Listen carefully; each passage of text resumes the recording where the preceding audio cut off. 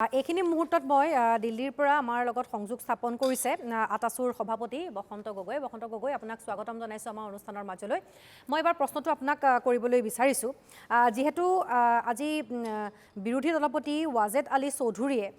এই জনজাতিকৰণৰ প্ৰসংগটো আজি উত্থাপন কৰিছিল তাৰ পাছতেই এই কথা বতৰাখিনি আচলতে সন্মুখলৈ আহে এতিয়া এই বিষয়টো কোনখিনিত আছে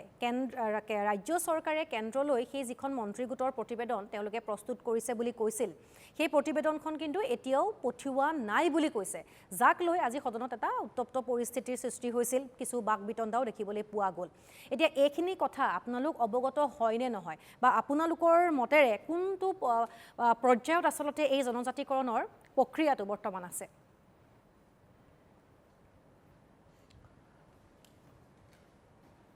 আসলতে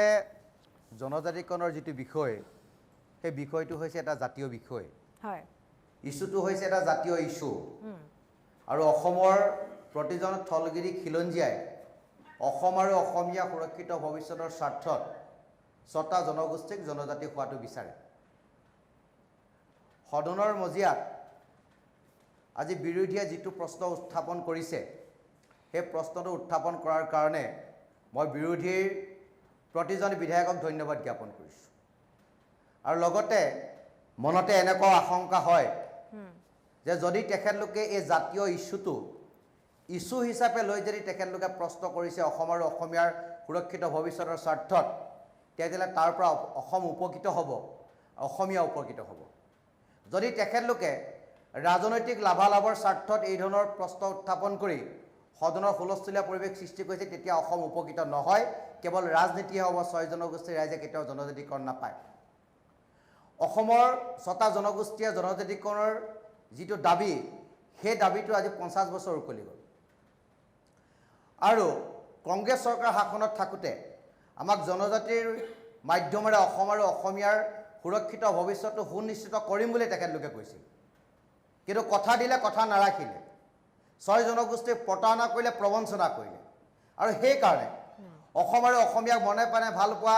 স্বাভিমানী থলগিৰি খিলঞ্জিয়াই কংগ্ৰেছৰ শাসনৰ পৰা আঁতৰাই বিজেপি শাসনলৈ আনিলে আৰু বিজেপিয়ে দলে আমাক এটা কথা কৈছিল যদি বিজেপিয়ে চৰকাৰ বনাব পাৰে তেতিয়া অসমৰ যিটো জাতীয় সমস্যা ছয় জনগোষ্ঠীৰ জনজাতিকৰণ সেইটো তেখেতলোকে ত্বৰান্বিত কৰিব আৰু ছমাহৰ ভিতৰত অসম আৰু অসমীয়াৰ সুৰক্ষিত হোৱাৰ স্বাৰ্থত জনজাতিকৰণৰ প্ৰক্ৰিয়াৰে অসমৰ থলগিৰি খিলঞ্জিয়াৰ মাটি ভেটি সম্পত্তি কৃষ্টি সংস্কৃতি ভাষা তেখেতলোকে ৰক্ষা কৰিব কিন্তু সময় উকলি গ'ল তেখেতলোকৰ প্ৰতিশ্ৰুতিৰ বন্যা বোৱালে কিন্তু প্ৰতিশ্ৰুতি তেখেতলোকে নাৰাখিলে অৱশেষত অসমৰ ইমূৰৰ পৰা সিমূৰলৈ প্ৰবল প্ৰতিবাদ হ'ল আৰু অসমৰ মাননীয় মুখ্যমন্ত্ৰী হিমন্ত বিশ্ব শৰ্মা ডাঙৰীয়াই আমাৰ লগত আলোচনা কৰিলে আৰু তেখেতে ক'লে যে প্ৰতিবেদন আমি প্ৰস্তুত কৰিছোঁ প্ৰতিবেদন আমি দিল্লীলৈ পঠাম অসমৰ ছটা জনগোষ্ঠীক জনজাতিকৰণ দিম বুলি আমি প্ৰতিশ্ৰুতি দিছোঁ আমি প্ৰতিশ্ৰুতি পূৰণ কৰিম আৰু আমাক ক'লে যে বিধানসভাৰ ইলেকশ্যনৰ পাছত আৰু লোকসভাৰ ইলেকশ্যনৰ আগত অসমৰ ছটা জনগোষ্ঠীক তেখেতলোকে জনজাতিকৰণৰ মৰ্যাদা প্ৰদান কৰিব খালি তেখেতে আমাক স্পষ্টভাৱে এটা কথা জনালে যে এখিনি মানুহৰ খং আছে ক্ষোভ আছে এখিনি মানুহৰ চিন্তা আছে গতিকে খং ক্ষোভ চিন্তাখিনি দূৰ কৰিব লাগিব আৰু সকলোকে শান্তি আৰু সম্প্ৰীতি অসমত বসবাস কৰাৰ স্বাৰ্থত ভাতৃত্ববোধৰ মাজেৰে যাতে কোনো ধৰণৰ পৰিৱেশ বিনষ্ট নহয় তাৰ কাৰণে প্ৰক্ৰিয়া ৰচনা কৰিব লাগিব আৰু তাৰ পৰিৱেশ তেখেতলোকে ৰচনা কৰিছোঁ বুলি আমাক কৈছে হয় এতিয়া সদনত কৈছে জনজাতি পৰীক্ষা মন্ত্ৰীয়ে যে প্ৰতিবেদন দিল্লীলৈ পঠিওৱা নাই কিয় পঠিওৱা নাই উত্তৰটো আমাক লাগিব চৰকাৰে কথা দিছে অসমৰ মুখ্যমন্ত্ৰীজনে কথা দিছে অসমৰ মুখ্যমন্ত্ৰীজনে কথা দিছে মানে হিমন্ত বিশ্ব শৰ্মাই আমাক কথা দিয়া নাই কথা দিছে অসমৰ মুখ্যমন্ত্ৰীজনে তেওঁ কোন তেওঁ সংবিধানিক এজন মুৰব্বী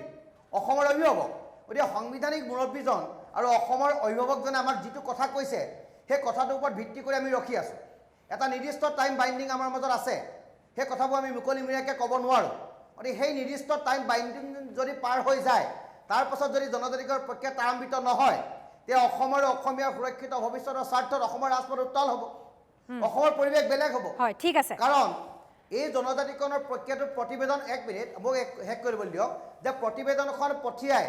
আমাক জনজাতিকৰণৰ মাধ্যমেৰে অসমীয়াক সুৰক্ষিত কৰিম বুলি তেখেতলোকে কথা দিছে যেতিয়া আমি গম পাম যে আমাক টোপ দিছে, আমাক অৱমাননা কৰিছে, প্ৰতাৰণা কৰিছে, প্ৰবঞ্চনা কৰিছে, তাৰপিছতো আমাক টোপ দিব নোৱাৰিব। অসমৰ পৰিৱেশ বেলেগ হ'ব, পৰিস্থিতি বেলেগ হ'ব। ছটা জনগোষ্ঠীক জনজাতিকৰণ পোৱাৰ স্বাৰ্থত অসমৰ ৰাজপথ উত্তাল হ'ব। আৰু কোনোবাই যদি ইয়াক লৈ জনজাতিকৰণ যদি কোনোবাই ৰাজনীতি কৰে, তেতিয়াহ'লে আমি কাকো শান্তত থাকিবলৈ নিদিওঁ।